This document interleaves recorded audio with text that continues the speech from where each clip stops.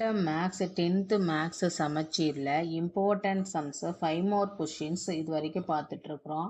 2 5 mark நம்ம முடிச்சிட்டோம். இப்போ வந்து நம்ம என்ன பண்ணுறோம், தேர்டு 5 மார்க்கு பார்க்குறோம். சரிங்களா? அவங்களே வந்து ஒரு பாட்டு கொடுத்துட்டு இதை ப்ரூவ் பண்ணுங்கன்னு மட்டும் தான் சொல்லிட்டாங்க. நம்ம ஜஸ்ட் ப்ரூவ் பண்ணால் போதும். So f of g of h equal to f of g of h அப்படின்றத நம்ம ப்ரூவ் பண்ண போகிறோம்.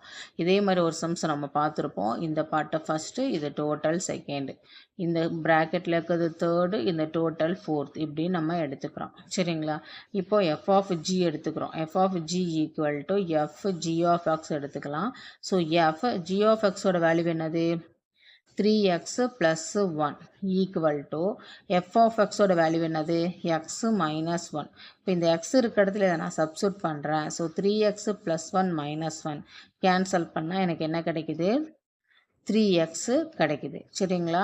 இதிலே வந்து ஹெச்சை நான் போய் சப்ஸ்டியூட் பண்ணேன். இது எல்ஹெச்எஸ் சைடுமா, ஹெச்சை நான் சப்ஸ்டியூட் பண்ணுறேன். So f of g h of x போடுறோம். So f of g h of எக்ஸோட வேல்யூ எவ்வளோ, ஹெச் ஆஃப் எக்ஸோட வேல்யூ x².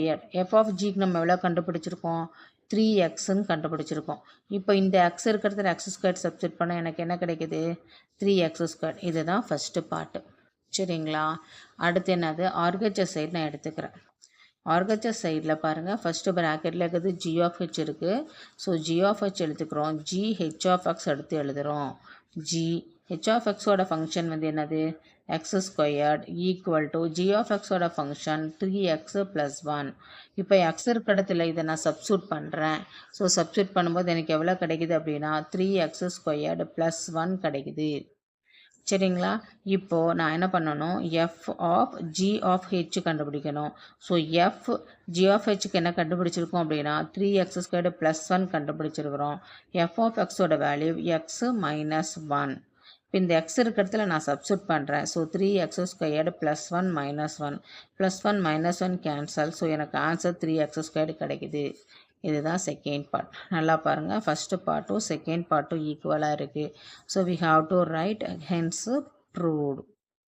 நம்ம ப்ரூவ் பண்ணியாச்சு.